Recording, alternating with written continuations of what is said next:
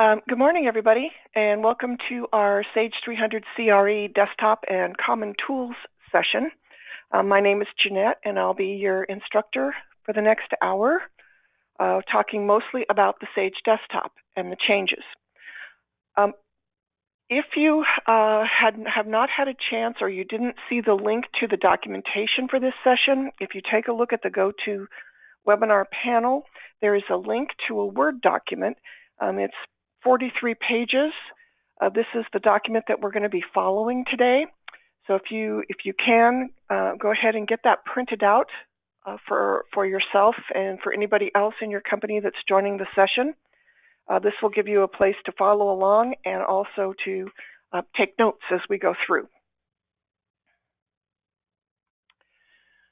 All right, so what we're going to be talking about today, just a little overview here of our agenda. We're going to be looking at the Sage Desktop and how to make changes to the configuration. The Sage Desktop is new. It has a new version starting with 16.1 and going forward. So the things that we're going to talk about today, we're really going to focus on those on three versions of the software: 16.1, 17.1, and the new 18.1. I'm also going to show you some workflow centers that are available in the desktop. So this will definitely help out for new users at your company that are going to be using Sage that haven't necessarily been trained yet. This will help them get their hands on and get started in the software. I also want to show you some setup wizards. We have a setup central that helps you with setting up brand new data folders. So if you ever are in the need of doing that, instead of going through the applications one by one manually, the setup central will help walk you through creating that folder. And additionally, in Job Cost, we have a Job Central that will help with setting up new jobs or editing existing jobs. And I'm going to show you some screens in that as well. And then if we have time, or with the time remaining, I want to show you some common tasks that have always been available within the software and where they're located now from the Sage Desktop. And then lastly, I will remind you of the reconciliation tool that's only available in the desktop. We'll just do a short little overview of what that feature is and how it can be helpful during month end. All right, so the first thing we're going to talk about is the configuration, the desktop configuration. And the very first bullet here, everyone needs to be aware of with regards to TS Main. So TS Main is slowly being phased out of Sage 300 CRE.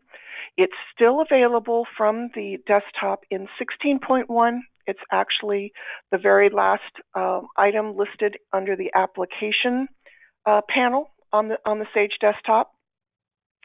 But in 17.1, it's been removed from the application dropdown, but you actually still have access to it. And I'll show you once we get into the software for those of you that are on 17.1 that are missing TS Main. When you do go forward to 18.1, that little shortcut will be gone. So I'm going to show you some options within the software to take its place if you're still, if you're old school like I am, have been on the software for a long time, and you miss it, I'll show you how to kind of work around that. Now, when you do go into the Sage software, the default, there's a default home page that will come up for the Sage Desktop. I'm going to show you today, I'm going to demonstrate to you how to take that default home page, copy it to a new name, and then go in and make changes to it to kind of customize it per user, which is what I would recommend, that for each person using the software, someone there or they can themselves go in and make a copy of that default and then go in and customize either web pages that they want to come up automatically or crystal reports that they would like. to be brought in automatically, or even Crystal home pages that they would like displayed when they go into the software. Excuse me. So that's the first thing we're actually going to take a look at. I'm going to go ahead and switch over to the Sage desktop. Now, in your handout, this is on page 1. I do want to point out that the icon for the Sage desktop has changed. So if you look at the bottom of my screen, if you can see it, there is a green icon, and this is in the middle of your handout on page 1. Looks like a green and white. It's green and white, looks like a building. The icon used to be orange and green, so that's kind of a change. So if you are used to looking for the icon, the old, with the old, what do you want to design? This is the new design. All right. So this is what you'll click on to bring up Sage, and it's going to bring up the default home web page, which is Sage City.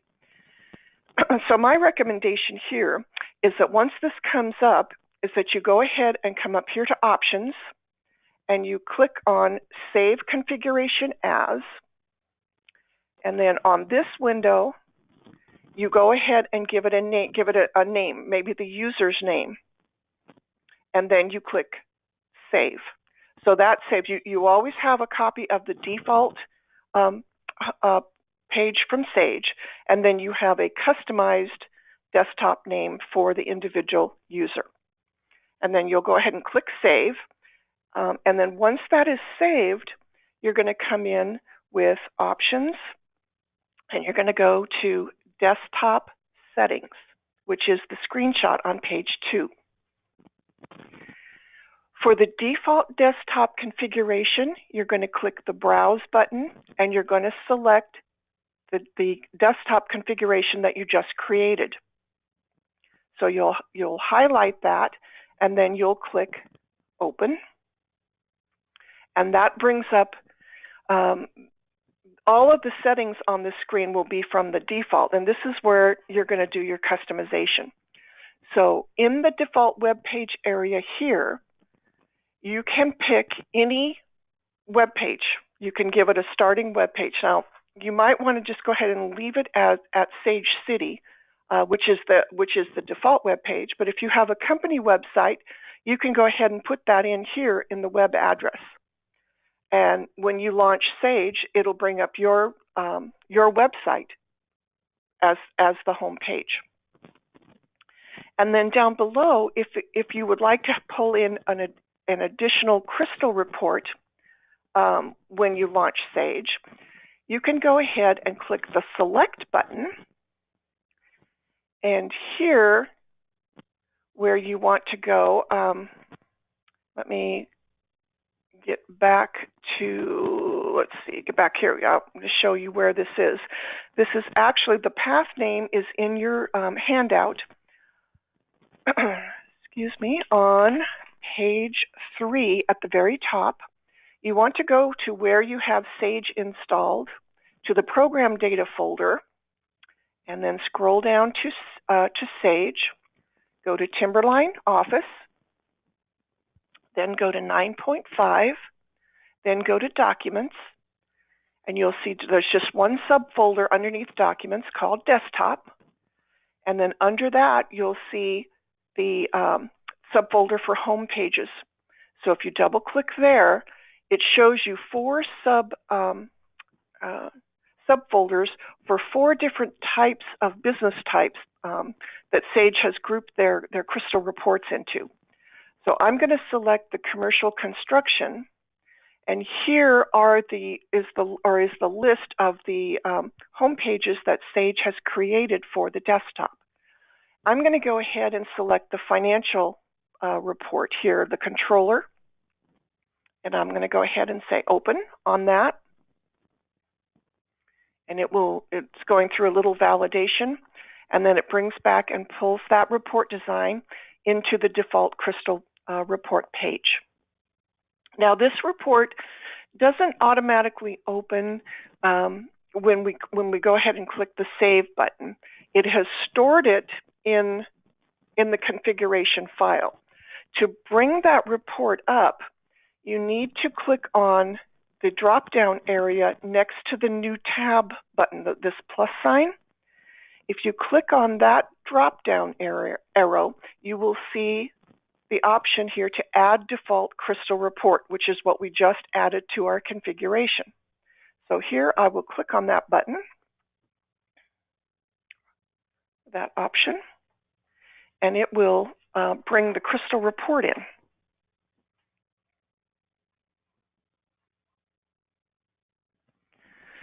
Now, when the window first comes up, there won't be any data displayed on the screen. So this is where a lot of people kind of get confused. They think, oh my gosh, the report is not working. You have to click the Generate button here in this middle panel in order for the system to go out and bring in and configure the data for the report. So this should look familiar here. It's pulling in the information for the crystal report.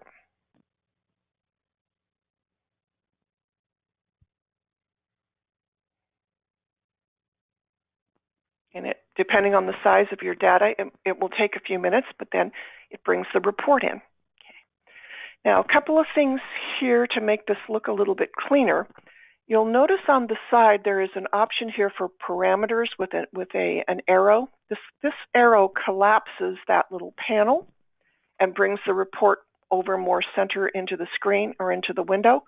And then what I always would like to do is drag this little area here over to the left so it centers the report more on the screen for me.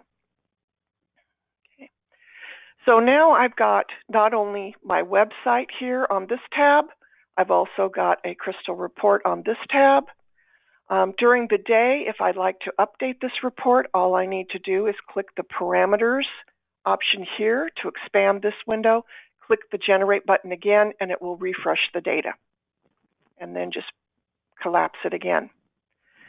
Additionally, if I want to add more, if I have multiple reports that I would like to see on my home page, I can add a selected crystal report. And it will actually bring me back into the home pages area, and I can select maybe the accounts payable overview. And I can go ahead and open it. And it's actually starting a new tab for us here.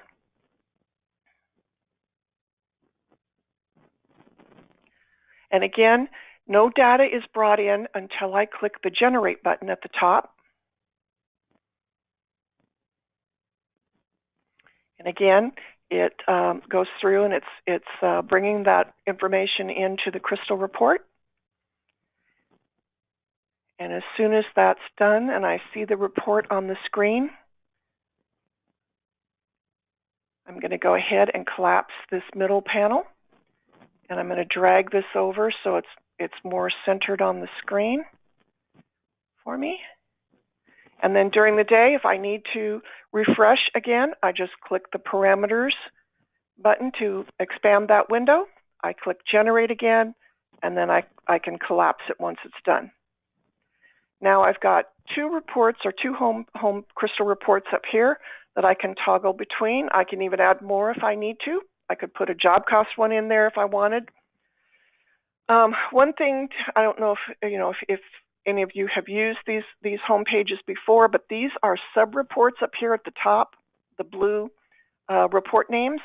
So from any of these, you can click on the report and it will pop in a sub-crystal report. You can hold these open as well. You can come back to the main report and open up a second report if you needed to. So again, you can toggle between these reports on your desktop. If you need to close these windows, let me get this out of the way. Hold on a second. I've got my little panel in the way here. Collapse that. Right here in the corner, there is a little X. And so when you're on any of the tabs that are open down here at the bottom, you can click this little X and it will close the report. Oh, come on. Close your report. There we go. And then we can close this one. There we go. And we're back to the main report here.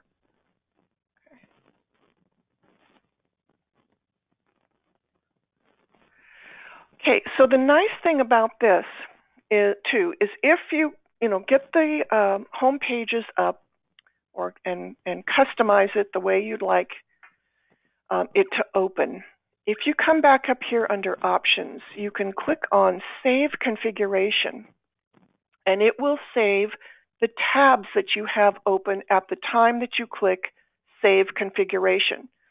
So if I go ahead and save this, if I were to close out of Sage and reopen it, it will actually open all three of these tabs for me.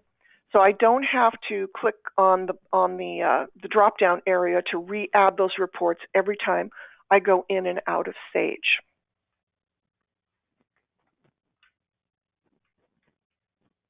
Okay. And this is at the top of page 4.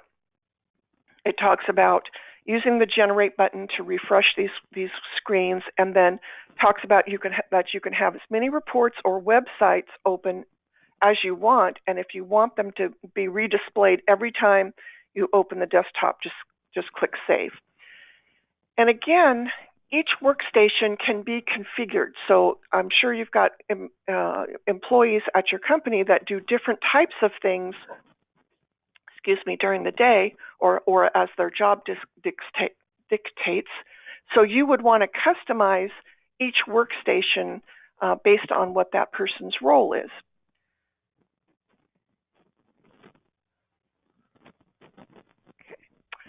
Now, the other thing I want to point out here, too, is what we're seeing over here on the left-hand side. Notice that Applications has a green bar underneath of it. When you first open up Sage, the only thing that you're going to see is the Sage City, this window right here, and it actually covers the whole screen. To get the applications to display, you just click on Applications, and it shows you the list of applications that you have installed on your system. Now, what I don't have in your document is how you can also use the Favorites option. So if we take a look at this feature right here, this has got some web resources here listed. You can customize this area and only pull in the tasks or the setup options that an individual user might be doing. So how you control that is you come in here under Options and you come down to Manage Favorites. And all you need to do here is over here under the Favorites area, it's very simple. You right-click your mouse and click on Add New Group. And this new group could be the application that this person is in charge of. So I'm going to actually call this, let me go back and say this is AP Workflow. And then it adds this as a new group under the Favorites area. Then I'm going to click on the application that I want to add from, and it opens up all the options I have available within that application. And then I can click on Tasks, and maybe this person, what they do is they enter invoices. So all you do is click on the task or the setup option, and you drag it over, and you hover over the grouping that this task belongs in. And you'll see here that it adds it right there. And then you save it, and this shows up in the panel then on the left. And I'm going to collapse the web stuff here.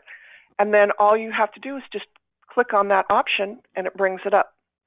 So again, you can customize under the Favorites area what this particular employee or user is responsible for. You can add everything that you see under the AP application.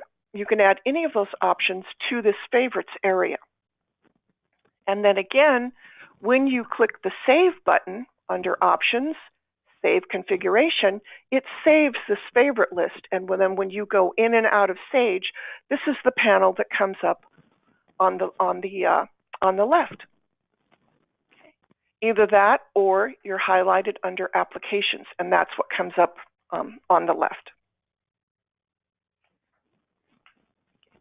So you've got a few options here on the desktop itself on the home page that you can work with. You can work with the configuration and options and pulling in either websites or home pages. You can have the applications listed on the left-hand side, or you can modify under the favorites area. You can pick and choose the things that you want to see under that favorites panel. Okay. Now, one of the other nice things about the desktop here is workflow centers. So there's a screenshot on page 4 in your handout. This workflow center is located under additional tools. There is a workflow center's introduction, and from this page right here, you can actually click on a workflow center, and it will bring up a window that will that looks. If we were to click on AP, it looks like the one on the top of page 5, which I'm going to go back here and actually click on that. Okay. These are interactive screens that will actually pull in common workflow tasks or setup tasks that a user might be responsible for. So in accounts payable, what this workflow screen does, it allows them, instead of having to go into the full AP application, or if you haven't customized their favorite panel, they can, from here, they can go in, they can enter invoices, and it pulls up the enter invoice screen. They can enter their invoices in, finish, and then it brings them back here. They can keep doing that. They can run select invoices to pay, print checks, record manual checks, any of the common tasks that an AP clerk might do. There's also a list of common reports here on the side. And then if they need help with any of these tasks on this workflow center, these actually bring you into the help screens for that module, for that particular task. They've added additional tasks that they might be in charge of, like changing invoices or voiding checks, setting up vendors under the setup area.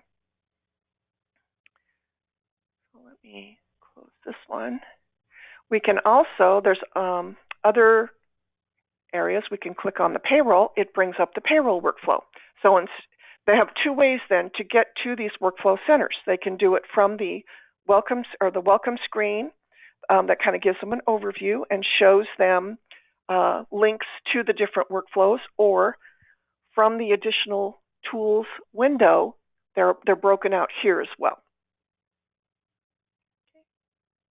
So if you wanted to, you could set the workflows up as a favorite and drag these workflows, the ones that they're responsible for, into that favorite and have those show separately.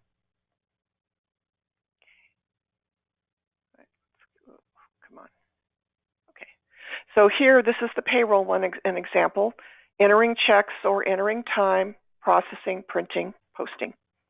And then changing, voiding, setting up the main areas for payroll: employees, pays, deductions, fringes, common reports listed on the side, and then help screens, help topics here listed under assistance. Okay. So a nice, easy way to get a brand new user comfortable within the software without having to show them the full application and all the pieces. This is a nice way to get new employees comfortable in the software. Now, additionally, to make it easy for some of the setup, we have something called Setup Central. So the entry screen for this is at the bottom of page 5. This is listed under Common Tasks, under Tools.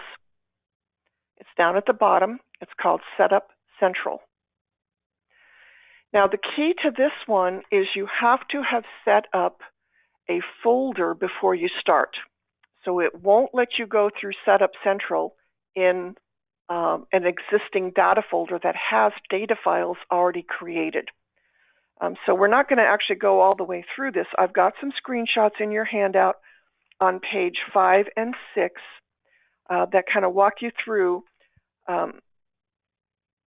what some of the screenshots may look like. It's going to take you through setting up the General Ledger Master, as well as some of the other modules.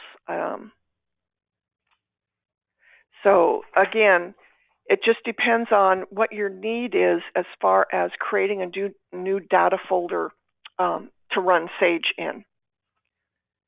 Now the other setup wizard, these are called setup wizards because they walk you through.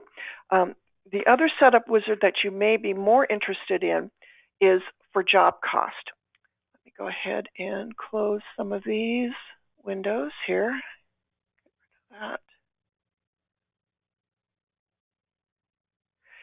Under job cost, and this is on page 7 in your handout, we have an option here called Job Central.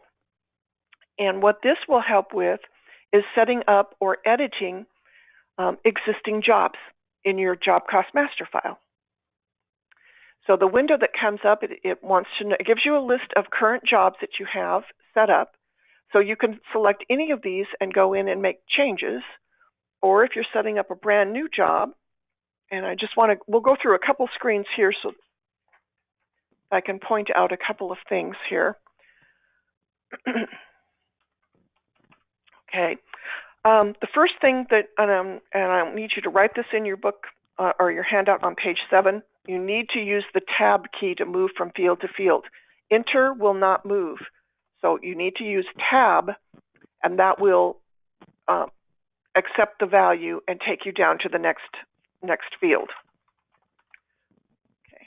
So if I hit enter here, let's say in description, it's not going to go anywhere. I have to hit the tab key to get down to the address fields. So on this first window, you're just setting up static information about this new job. If you click on accounting defaults, here's where you will, if you're using prefixes in General Ledger, you'll select the prefix. If you've got cost account groups set up for different GL account numbers, base accounts based on the type of job, this is where you'll select the A, B, or C. If you're using payroll and you need to use a workers' comp table, or you need to assign the state that the job is in, or the local, or whether it's certified or not, you'll go ahead and put values in these fields. For the billing information, you can select your customer. If you're using taxes, select your tax group. If this is a quick bill, select quick bill, or if it's progress bill, select the progress billing. And then go ahead and enter your some static information. Then again, retainage percent, what invoice design to use, and then what the contract ID is going to be. This is going to set this up for you over in the contracts module. Then you can go ahead to the schedule of values, and you are able to enter the contract items, a description, and then the contract amount. Now, the nice thing about this is that you can actually pull this information from an Excel spreadsheet. You can cut and paste into this grid. And it's the same down here with your cost estimates. You can cut and paste into a grid. Now, in order to get the cost estimate to work, you need to come over here to the job structure, back up here one, and you need to pull in the cost codes that are in the estimate. So you can select them one at a time. You can actually drag. I'm holding my shift key down. I can drag and then use the arrow to move it over. And then once that's done, if I come over here to cost estimate, then I can use a spreadsheet and I can pull in the values. I can cut and paste. So this is a quick and easy way, again, for new users of the software to get a job set up, or for those of you that have been on the system for a while, this could be a quick and easy way to get your estimate in without using Enter Estimate or having to manually import the estimate in. Either way, okay.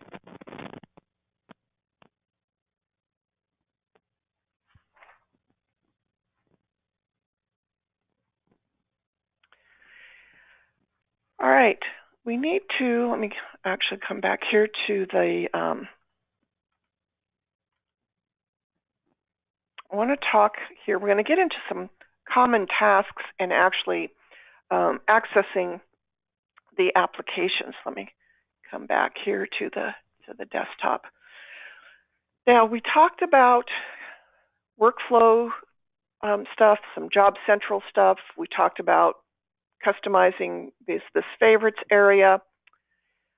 What we haven't talked about is accessing the applications themselves.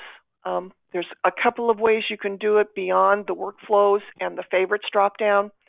When you click on an application, you're going to get a panel here to the right of the applications list where you have some choices. You can either click on the tasks or the setup or the inquiry or the reports, and it will give you a list of what is in that dropdown. And you can click on any of these and it brings up that particular task. That's one way. So you can run everything straight from the desktop. Your other option is to do this sort of the old-fashioned way, like with TS Main. At the very top of each panel on each application, there is an option to bring up the full application. And this is the same window that you would see if you were to run AP from TS Main. And it actually brings up, and at the bottom of your screen, you'll see the icon for that application. If I go back to the desktop, I can also open up as many of these as I want. I can open up job cost, and it'll pull job cost up, the full application, and I can minimize that, or I can go back to the Sage desktop, or I can go back to AP, so I can toggle between those applications. Now, again, in 16.1, there is a TS Main option at the very bottom on the Sage desktop, down here at the bottom. But you notice I'm on 17, and it's not there. They've removed TS Main from the desktop in 17.1. However, there is a shortcut to it that still exists for this version. If you go out to the program files folder, the x86, and you go under Timberline Office, and you go to the shared folder, if you go down to the T's here, this used to be, the executable for this used to be ts.exe. It is now tn.exe. So you can create a shortcut on your Windows desktop to launch this executable, and it will bring up TS Main that you see in the middle of page 8. So you can still run that executable in version 17.1, but keep in mind this goes away in 18.1. So I would recommend that you get used to running the Sage desktop, and that you open up, if you still want to run this the old way, you open up each of these applications, the full module, and then you can run that application exactly the way you used to run it. Okay, all the tasks, the setup, the tools, everything that you are used to seeing in TS Main is still there under each application. So what I want to show you here, we're just going to highlight a few of these. I want to show you that all of the common tasks or tools are still there, and you can run these either way. You can either open up a full application or TS Main, or you can run this from inside the Sage desktop. So the first one we're going to look at is on page 9. So if you want to create a brand new company, under Options, you have a new company option right here. And this brings up the same window that you see if you were to go into an application or TS main and run File, New Company, which is it's on page 9, and then the screenshot for this is on page 10. So this works exactly the same. You enter the new company name or the new data folder name, and then when you hit enter, it will fill in the path name. And then if you're going to base this folder on the folder that you're in, this use current setup that's grayed out, leave that check mark there. And then you just click OK, and it will create the folder. It'll create the ts.ctl, which is the Sage control file for that folder. This is the file that tells Sage that this file belongs, or this folder belongs to the Sage software. Okay. And then once you do that, when you go to Options, Open Company, which is the same as File Open Company on page 11, that new data folder will be listed here in your list of companies. Okay.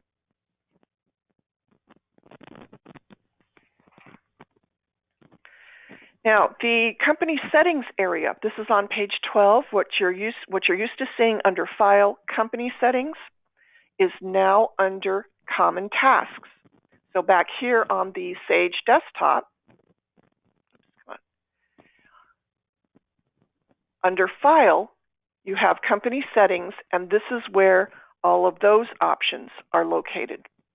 So if I click on Company Settings, here's where I see General and File Locations and Custom Descriptions and Custom Fields. Okay, and they work exactly the same. So under General, this is where I would, if I need to change my company name or address, or website, or put in an email address, or give it a data folder description, I can change that information here. The accounting method was selected when you created the folder, but you can change it here. Just be aware that it changes information, so you need to be very careful with this.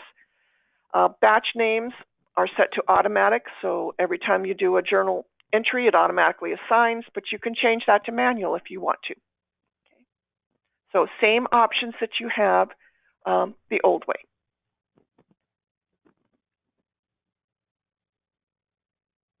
Okay. Now also here, this is the file locations. This is the same options that you had under TS main or inside a data folder. You can turn on named files. If you're sharing data between folders, this is where you come in and give it the path name of where this particular data folder needs to look for any of these file types that are listed here. So the file types are in alphabetical order by application. So you just simply scroll down and find the file that you need to share or that you need to look for in another folder and put the path name here in the large area.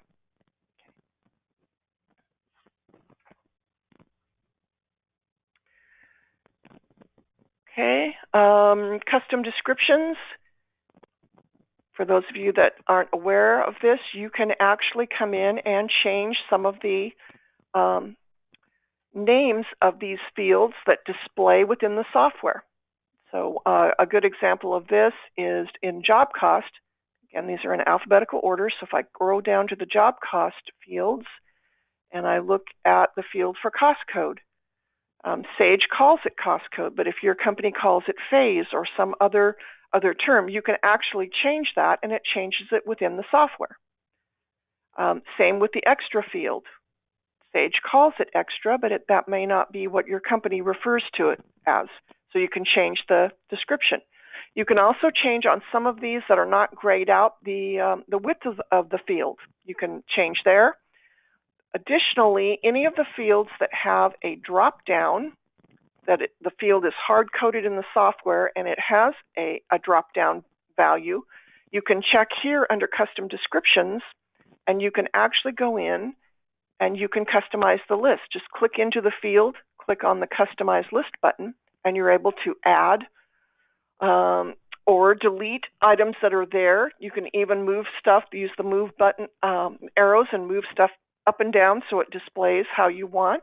And you can even change the default that displays when you're setting stuff up. This is also where the GL account, JC job, JC cost code, the structure of those fields are set. So when your company was initially set up in Sage, someone came in actually here under custom descriptions and set those structures up for you. Okay, the last thing here under company settings is custom fields. So this is where someone is going to come in and add additional fields to some of the master files. So if you've got extra information that you want to store about a particular master file record for reporting purposes, you would actually do this within the application itself, because if you do it from here at the Sage Desktop, you're going to see all of the fields. But if I come in here under Job Cost and come to File, Company Settings, Custom Fields, I only see the job cost records. So I can come in and highlight the record, click the Edit button, and I can add additional fields to that record. This is usually used for reporting purposes. So there's something else that you need to store about that record for your reports that doesn't exist with the default fields that come with the software.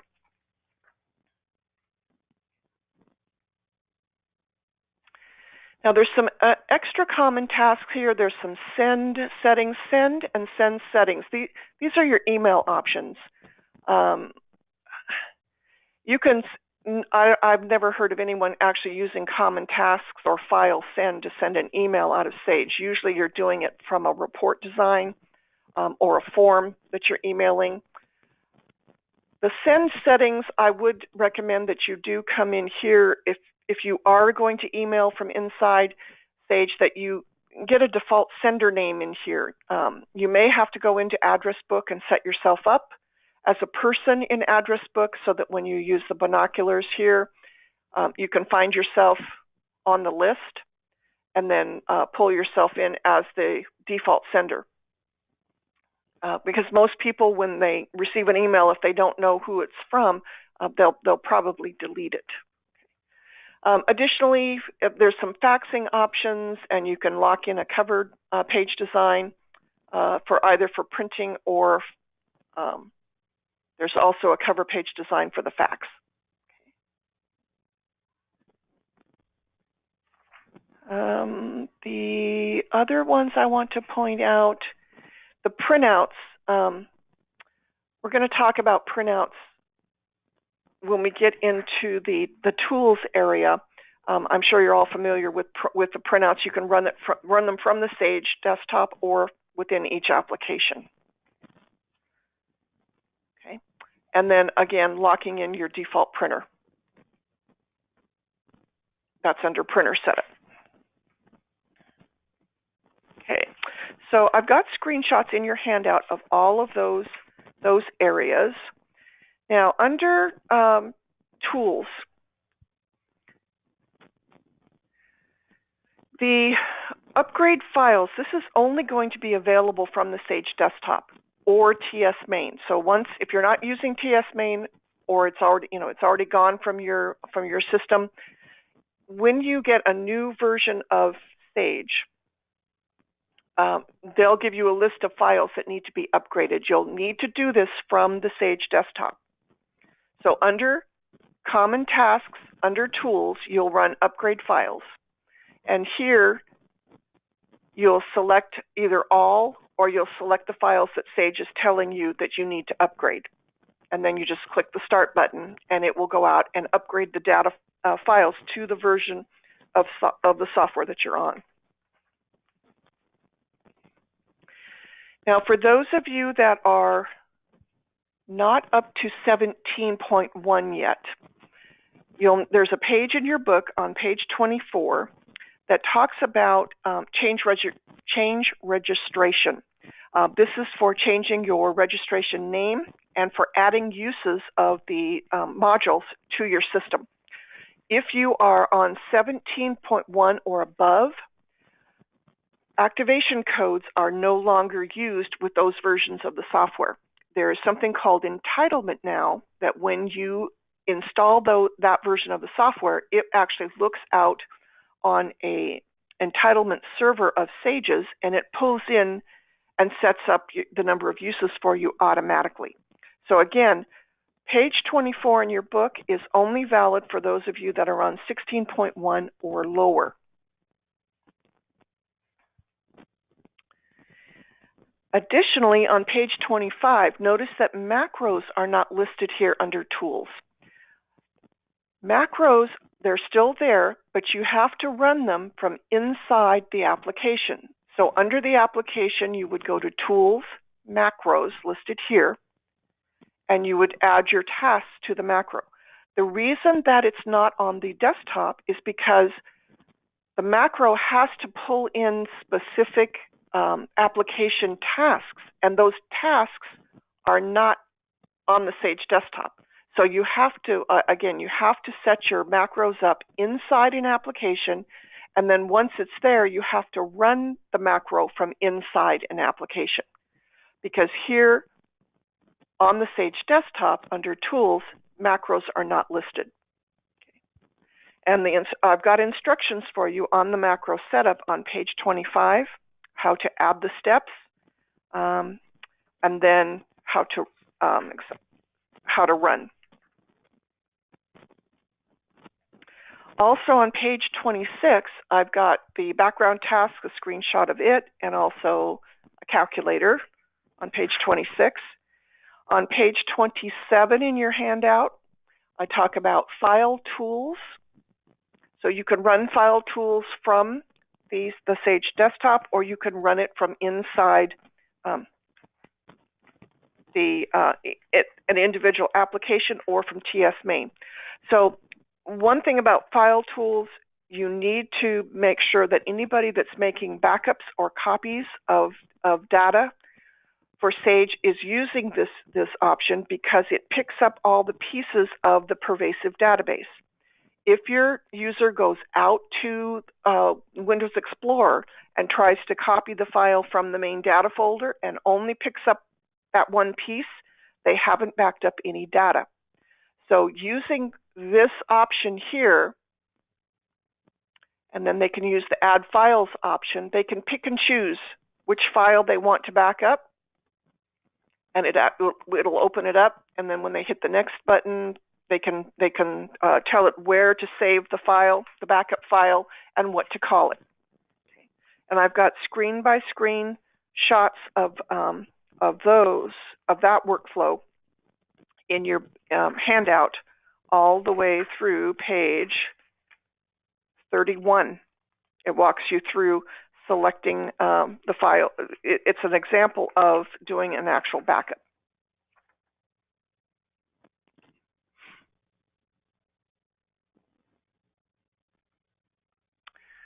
File Doctor is listed here under Common Tasks.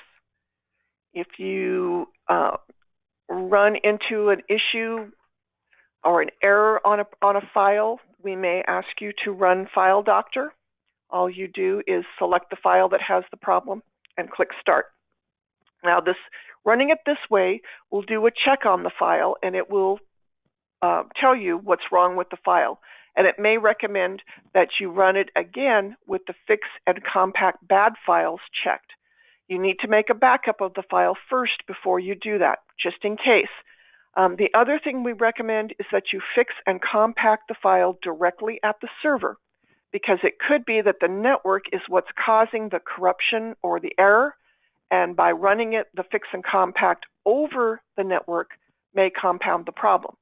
So we recommend first run it without checking any boxes to get what the problem is, make a backup of the file, and then rerun the File Doctor, checking the box to fix and compact, but run it at the server.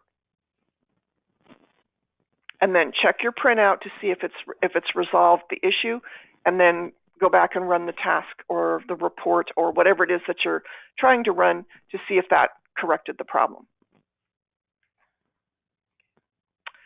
Now there is on page 33 under Common Tasks or within an application or TS main, there's a system verification. This runs, you can run this at your workstation or at the server, and it will go through and just double check based on the system requirements for Sage to see if your system is okay to run the Sage software. It actually runs this when you do an install, but you can run it if you're having issues with a workstation or with the server. You can actually run it after the install to see if everything is still okay. All right, under Customize and Options, there's a couple things I want to point out to you here, because there are some new features here within those two areas. Under Customize, the General tab still looks the same. You can have fixed decimal, print to file turned on here. You can also check this box if you have multiple folders, but a person only comes in and uses one data folder. Check this box so they don't have to keep selecting the folder when they start Sage. Excuse me. Status bar is still the same. This controls some of the things at the bottom of your screen. Remote print could be new for some people. There's instructions in the help screens on how to set up a remote printer. What this means is that instead of doing the processing for the report at the workstation to send it to the workstation printer, you can actually send it over to the server and have the server process it and print to a printer connected directly to the server. So it's a way to speed up the processing to get your reports out a little bit faster. There's also a new tab here for appearance. If you're having trouble with maybe some of the grids, some of the screens that come up on your workstation, you might want to double check and change your theme here. This Office 2000, this is my operating system I'm on right now, 2007, blue. It's just pretty plain, and so it's not interfering with any of my screen displays. There's also a place for a custom background, but you might want to, if you're having trouble with the grids that come up on some of the tasks, you might want to switch back to one of the Microsoft themes to see if that solves the problem. There's also the show logo. This is the Sage logo that comes up down here in the bottom corner, the Sage 300 Construction and Real Estate. You can turn that off if you want. By default, it's turned on. Okay.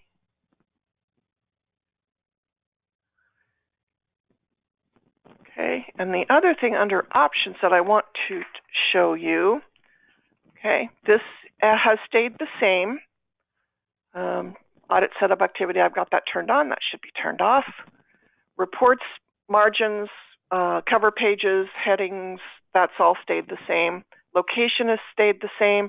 You can customize your options to be just the data folder or everybody. So if whatever you change on these tabs, you want everybody to have those same features, you would change the bullet. Letterhead has stayed the same. Mail settings could be new. If you're not using Outlook, you can put in some simple, I think this is simple mail settings, so you can put some, you might have to work with IT to get some of this information set up here. So it would use this instead of using Outlook, which is what Sage defaults to. And then the last tab, the Journals tab here, this is new. I think it was new in, I'm not sure, 15 or 16, but some people might not be aware of this. You can set the system to automatically send your journals from your data entry into a print file. And you can designate where that print file is going to reside. Now, I've set this up to where all my print files are going into a folder by application and task name, meaning AP enter invoices or AP print checks. And then the name of the journal, I've set it to be my username and then month, day, year, and time, so that I can easily find this file when I go to printouts. So if I come in here, let me go to AP as an example, and go to printouts. It's created folders for me as I've been working in the software. So I've got a folder for each application, and then within those folders, I have subfolders for the tasks, and then it's creating files for me as I do my work. And so and it doesn't prompt me. So this stops the system from prompting you for a print file when you're doing normal workflow entry. Okay. And then if I need to see what that journal looks like, I can just open it up, and there it is. Okay. So if you don't have that turned on, I would recommend that you go ahead and do that. This is on page, the screenshot for that is on page 40 in your handout.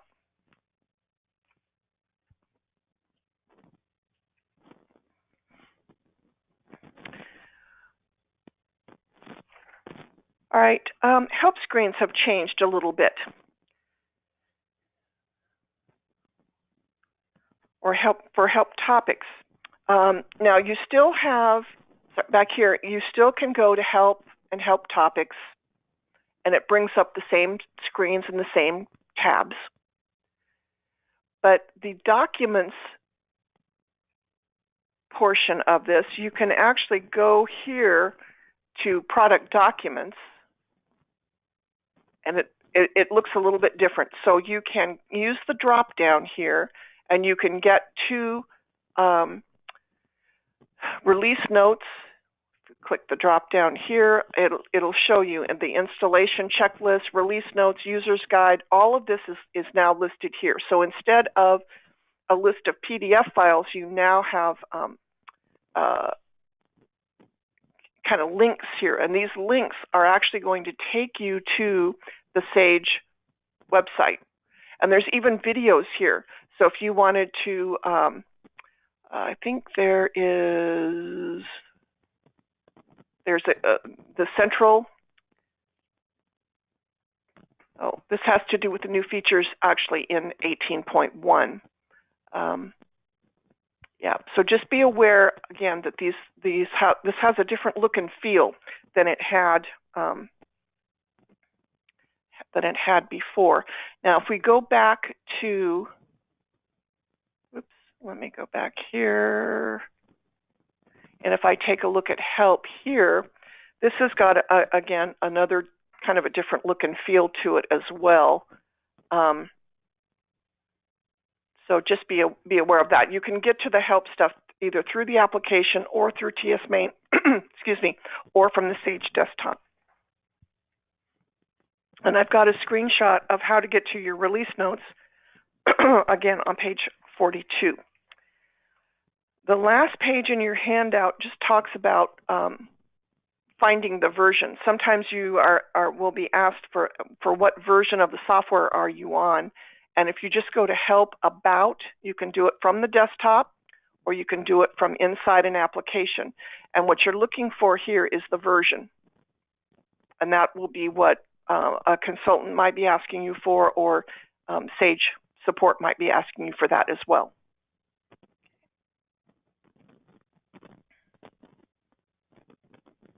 Okay. All right, the last thing I wanted to remind you about is under additional tools, and this is only from the Sage desktop. There is a reconciliation tool there that you can take a look at and either do a application by application reconciliation, or you can use a dashboard that will display some of the modules. It doesn't display them all. It only displays General Ledger, AP, and cash management totals. But from there, you also have access to each individual application that you need to reconcile. So this would be, instead of doing it kind of the old-fashioned way of running aging reports and then financial statements to compare, you can actually run this reconciliation tool, and it will do the comparison for you automatically, and then step by step it walks you through what to do if you're out of balance and you're trying to find that out of balance amount.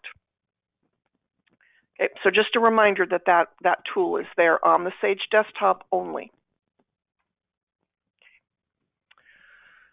All right, some tips and reminders before we close the session. First, again, TS Main goes away with 17.1, meaning you can't find it or you don't see it on the desktop, but you still have access to it with a shortcut until you get to 18.1, and then it's totally gone. As a tip, start using the Sage desktop, launch the application from there so that you see all the options just like you do if you're running TS Main. Desktops can be custom for each user. So on a user-by-user basis, based on what their role is within the company, you can go in and customize those desktop configurations so that they see the reports that they need, the websites that they need, just the tasks that they need to run, so they don't have to see everything. They only need to see the individual tasks or setup options that they need. So that can be done using the favorites area or workflow centers.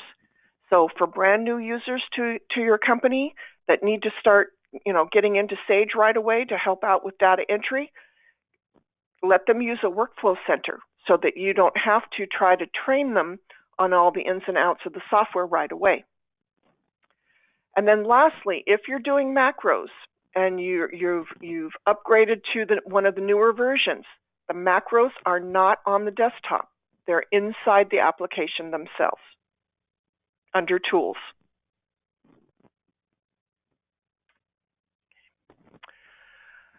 Okay, so we're almost right on time. So Tina, if there's any questions from anybody within the chat, I can help with that now, or if you guys want to email your questions into Tina, she can forward those to me, and I'll be happy to help you with any questions that you have on the desktop itself. Yeah, so it doesn't look like we have any questions right now in chat, but of course, if anybody wants to email me, as you said, my email is tina.derby, D-E-R-B-Y, at onpoint-software.com, and feel free to email us, and we'll get back to you as soon as we can with an answer to any of your questions. So I think we're good. Okay. Well, I want to thank everybody for joining us today. And again, just get in there and practice with the desktop. It's pretty easy, and with the new look and feel of it, it's very easy to customize. And again, because the TS Main is going away, start using the desktop, start launching those applications right from there so that you're comfortable with running the software that way ahead of time before you get to 18.1. Okay? All right. Well, thanks everybody, and have a great rest of your day, and hopefully I'll see you at the next session.